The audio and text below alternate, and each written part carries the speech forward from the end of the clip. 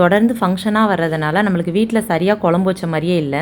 Evening வந்து டிஃபனுக்கு வந்து ஏதாவது பார்த்துக்குறோம். மற்றபடி நம்மளுக்கு மதியானம் சாதம் வச்சு நம்ம வீட்டில் குழம்பு வச்சு சாப்பிட்றதே ஒரு தனி டேஸ்ட்டு தான். அதுலேயும் மீன் குழம்பு வச்சு சாப்பிட்றது அதை விட பயங்கரமான டேஸ்ட்டு. ரொம்ப நாள் ஆன மாதிரி இருந்துச்சு. சரி இன்றைக்கி மீன் குழம்பு வச்சிடலாம் அப்படின்னு தான் செஞ்சிட்ருக்கேன். மீன் குழம்பு எப்படிக்கா வைக்கிறீங்க அப்படின்னு கேட்குறீங்க. நாங்கள் சவுத்து சைட்லலாம் எப்படி வைப்போமோ அதே மாதிரி தான்.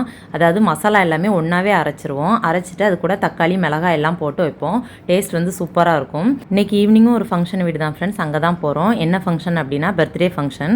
அதாவது எங்கள் ஃபேமிலி ஃப்ரெண்டு அவங்களோட பேரனுக்கு பர்த்டே. எப்போவுமே சின்ன பசங்க 2 பேர் வீட்டில் இருக்காங்க அப்படின்னா ஒருத்தங்களுக்கு பர்த்டே செலிப்ரேட் பண்ணுறோன்னா அடுத்த பசங்களும் அதை எதிர்பார்ப்பாங்க.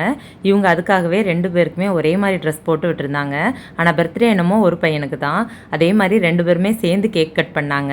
கேக் கட் பண்ணி முடித்தோடனே அந்த பசங்களுக்கு 2 பேருக்குமே ஊட்டி விட்டோம். ஹஸ்பண்டும் நானும் ஊட்டி விட்டுட்டு அதுக்கப்புறம் அவங்க சாப்பாடு எல்லாமே அரேஞ்ச் பண்ணியிருந்தாங்க. சாப்பிட்டுட்டு அப்படியே கிளம்பிட்டோம். சாப்பாடு வந்து பிரியாணி, பிரெட் அல்வா, 65 கிரேவி அந்த மாதிரி நிறைய வெரைட்டிஸ் வச்சுருந்தாங்க. எல்லாமே சூப்பராக இருந்துச்சு. என்ன ஒன்று, இந்த நைட்டு பிரியாணி சாப்பிட்ணும் அப்படிங்கும்போது தான் கொஞ்சம் பக்குங்கும். ஏன்னா வெயிட் உடனே ஏறிடும். சரி ஓகே ஒரு நாள் தானே அப்படிங்கிற மாதிரி சாப்பிட்டுட்டு வந்தாச்சு. ஓகே ஃப்ரெண்ட், நெக்ஸ்ட் டே இப்படி தான் போச்சு. வீடியோ பிடிச்சிருக்குன்னு நினைக்க. வீடியோ பிடிச்சா லைக் பண்ணுங்கள். பாய்.